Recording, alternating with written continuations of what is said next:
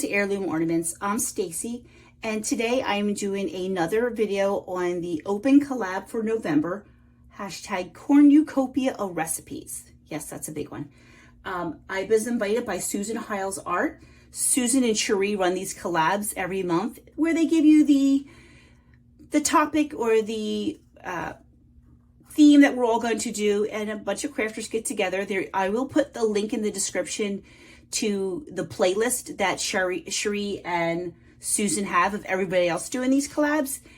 And this month, all the collabs are based on recipes, whether they're actual physical pictures of recipes, old recipe cards, old recipes that you have, or anything food related. And we're going to tie it into what we're thankful for. And so I'm going to get started on what I'm thankful for and the recipe that I want to do. The recipe I'm focusing on today is the dainty tea cookies from my mother-in-law.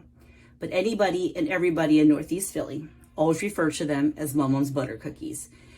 This is her recipe on her card with her handwriting that we pull out every year. Unfortunately, we lost my mother-in-law a few years back, so I don't want to ruin this, but I did make a photocopy of it with a little bit of orange background because I don't want to ruin this one. We do pull this out. Every year, my boys and we get together and, well, two of them still live at home, and we make Mom's cookies. It is cookie bacon day. And this year, I'm super excited because it's my granddaughter's very first cookie bacon day.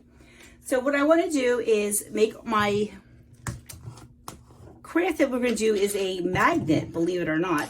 I'm going to turn this into a magnet. This was a pie tin or bottle cap. I don't know what it was. It was at the dollar store. I just thought it was super cute when I bought it. I had no idea what I was going to do with it, but I do realize now I'm going to make it into a magnet. So I made this copy of my mother-in-law's recipe, and I'm going to paste it down onto here with just some basic Mod Podge. Let me get one of my Mod Podge brushes. And to start with, I'm just going to paint it down. Oh, there's my holes. Make sure they're up top. I'm going to put a thin layer on the bottom. Everybody knows my mother-in-law's cookies, and they're literally worse than potato chips when you comes to eating them. You will eat and eat until you're sick. No lie. They're so good. Let me get this. That's a nice thin coat. So everybody would wait for my mother-in-law's butter cookies, and she would give them out in these great big tins. So the fact that this is a pie tin or bottle cap, I'm not sure, I love. That's why I left it a little bit on the edge. I want you to see that it's a tin. So before I put my top coat of Mod Podge on, I really want to lay this down thin. I mean, really press it down. Yeah, I get excited when my boys and I are all baking cookies. One of my nephew comes over with us now still too, my nephew Corey. He gets a kick out of hanging out with my boys. My boys and my sister-in-law's sons are all about the same age.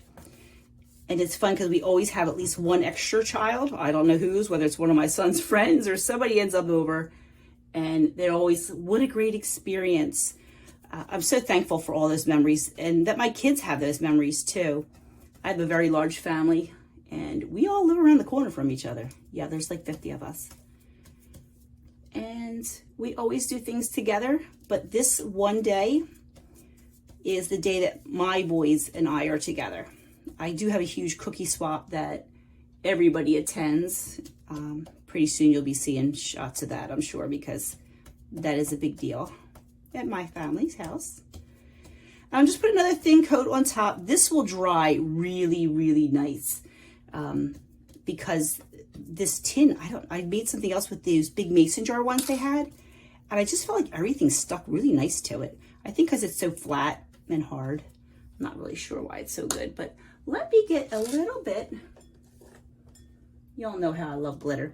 So I'm just gonna get a little bit of glitter. This is just iridescent glitter. You're not even really gonna hardly see it, but if you hold it from way up high, you know, you just get a dusting, a sprinkling. My ceiling fan's on, so it's going over. So let me just start it over here. And I don't want a lot. I just want it to shimmer when it's in my kitchen on my fridge and the light hits it. I love the way that turned out. So now while this dries, I want to show you what I made to decorate it with. These are not cookies. This is my salt dough recipe I made a video a while back. I think it was my first video actually.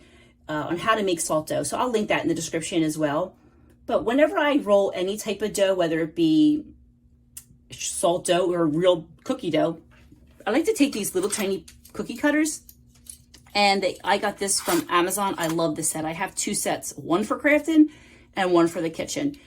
These are awesome. They're mini, so each shape comes in 3 sizes. So you can make all kinds of stuff. I use this to make my plant hangers. I use it to make my charms. So when I have a little bit of dough left, I make a whole bunch of them and just stick them in a bucket. And whenever I need a charm, I'll just go get one. And then all you need to do is file them down a little bit if they're a little crusty on the sides, because they're not perfectly shaped. And I use a nail file. Why break out a sandpaper when you can use a nail file? And I use these little tiny ones. To me, they look like cookie dough. So I thought they would be really cute to make little accents on my my pie tin. And to make them really look like cookie dough, I put the little jimmies or sprinkles, depending on where you're from. We're from Philly, so everything's got a weird name. And I'm just gonna put a little bit on here because we always put sugar sprinkles on the cookie press cookies that we make. So I'm just putting a little bit of glue right in the middle, Mod Podge, and I use Mod Podge. You can use regular glue if you want, but Mod Podge is fine. I'm just dabbing it around. I don't want it to come to the edges. I want it to look like I sprinkled on some sugar. So I'm just gonna put that on the top. And I'm using this multicolor one because I just think it's such pretty colors. And I'm just gonna do whichever ones I want to use. I think I might hang one from in there. I'm not really sure. I'm sure you know from a lot of my videos that I always say I'm going to do something and then I change my mind as I get started and I end up doing something else. But I'm sure a lot of crafters are the same way. But this I want to put on my fridge because I want to remember every time I look at it, all the times we had with my mother-in-law and my other in-laws, my brother-in-law, my sister-in-law. We always would all get together at my mother-in-law's house to do this. And now we've taken it over and I love it. I love when everybody's over to do the cookies. Right now it's mostly just my boys and my one nephew, but sometimes other people, like I said, will pop in. My house is that one house that everybody tends to flock to for occasions. I don't mind it at all. And like I said, this is my granddaughter's very first Christmas. I cannot wait for Cookie Bacon Day with my Mia. She's the sweetest thing. They actually just left. They were here for dinner. How cute are these things? They really look like cookie dough too. And this is a simple recipe. It's just salt, flour, and a little bit of water. You roll them out, you bake them up, and that's it. But I always save charms. If you've seen any of my other videos, I love to put charms on things. So a lot of these were, you've seen these same shapes in other videos. Hanging little charms from my, the candy cane one, if you remember that video, had these stars hanging. And I made them look like cookies then too. I love the look of cookies. I just love cookies. So now that this is about dry, we're going to start decorating it all together. So as I was kind of sort of playing around with where I want to map out my cookies, I thought it looked a little plain. I'm going to go in and I'm actually going to put these sugars, oops, into these corners. I think it'll just add a little bit more color and make it a little bit more fun. When we do Cookie Bacon Day, these sugar crystals are everywhere in my house. I'm talking under the fridge, on the fridge, under the counter, in the dog's bowl. They gotta end up everywhere. But that's okay. It's a great day. It's the one time a year that I don't mind eating lunch meat. We get a bunch of lunch meat. We make sandwiches. We all take a break at the same time. Sometimes we'll trade jobs. Like I said, everybody has a job. Somebody's the gunner, which means they fill the gun. Someone will be the sprinkler. They put the sprinkles on. We usually give that to the youngest person. I'm always the baker. I mix the dough and take them in and out of the oven. But when the oven is done, I yell into the living room, cookies out, and then somebody comes and takes them over to the cooling area, and then eventually, oh, look at this. This looks just like Christmas at my house with the cookies all over. Yeah, make it everywhere. And of course, half the cookies don't make it to the tins because I'm not going to tell you how many cookies 3 large boys and my husband can eat. So my boys my smallest is 6'2". Yeah, they all hit 6 foot by the time they were 14. So just tell you a little bit about my family here. That's what I'm thankful for. I don't have the word thankful on here, but I'm sure Susan and Sheree just wanted us to be thankful and say what we were thankful for. And this is kind of a very thoughtful, thankful thing. Actually, these are so cute, I might end up having to make a couple. Oh yeah, I'm glad I put this in the corners. It does look a lot better. So I'm gonna actually let this sit before I start gluing down the cookies that I made. One that Mod Podge, I think of the word, will dry clear. So it'll just be the sugars in here nice and clear. But I don't want to glue down my cookies decorations until it's completely dry. So I'm actually going to take a little bit of break and I'll come back and do that.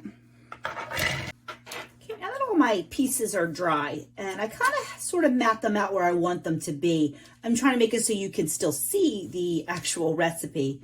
Not that we don't know it by heart because we made it so many times. So I'm just going to tack all this down every little spot that I can. Move that one aside for now and that one aside for now. So I know I want to get this one right below the 2 1/4 cups of flour sign. There we go. And then move that one for just a sec. And we'll put this one. This one's going over the words mix well. I think that part we can kind of sort of guess on our own. Put that guy right there. And you make this a million times, you kind of get to know it by heart. And my husband and I have been together 32 years. We've been baking these cookies with his family that many years. Where did I put that one? Was that go there? That went there. I'll put this along the bottom here. And sometimes we actually end up doing this the weekend or the week of my anniversary. We got married at Christmas because I absolutely love Christmas, in case you can't tell. And we had a great big Christmas wedding. So sometimes this is what we'll do for our anniversary. Get the kids together and make cookies. And my husband and I absolutely love it. We never have a problem with sharing our wonderful day with our family. We're a very close family. Oops, got a couple more to tack on down. Let me get another stick of glue. And I'll come back and finish tacking them all down. So now I got them all tacked down. I really felt like it needed a little bit more movement. So I love things that hang, and you know, I love charms. So since they're charms, I had a little hole in this one because, like I said, when I do make these with my leftover dough with the cookie cutters, I often put holes in them because one, either I'm going to make them a charm for something, or I like to have one hang from another. So I thought that would be cute to have that one hang. So every time you open the fridge, it kind of bounces open. I don't know, we'll see. So to put that down, I'm going to just tack it down with a little bit of hot glue. Don't go nowhere on me. And that's all I need. And then I can trim it. And the part that makes this a magnet will be, oh, I don't want this to bang down on me. Nice and easy. This is a magnet. My husband gets a lot of car parts. He has cars. He likes to fix them up, soup them up, his Corvette and all that stuff. So they always send him magnets. So I'm just going to glue it to the back of here. I'm hoping this works. We'll see.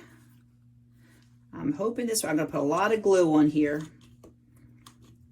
I'm using hot glue because I want it to set quickly. I might switch over to E6000. We'll see how that works out. And we're just going to lay this down on here, let it dry. Oh, that's hot even through the magnet. And then once it's all dry, I'm going to take it down to my fridge and we'll see how it looks on there. Okay, I didn't lose too much sugar. Not too bad. But I'm actually thinking this turned out pretty cute. we'll see how it looks on the fridge downstairs. And again, thank you, Susan and Sheree, for running these great collabs. This one's called Cornucopia Recipes, where we're just taking our favorite recipes and turning them into something. I might add a little bit more embellishment to this later, but I actually think I kind of like the way this looks. It just looks like a tray of cookies in a tin. My mother-in-law always store them in a tin. And I'll post a picture also at the end of what it looks like on my fridge. Thanks again. And if you whatever want to join the collab, just go down to my description. There is all the links and all the details on how we do these things. Thank you so much.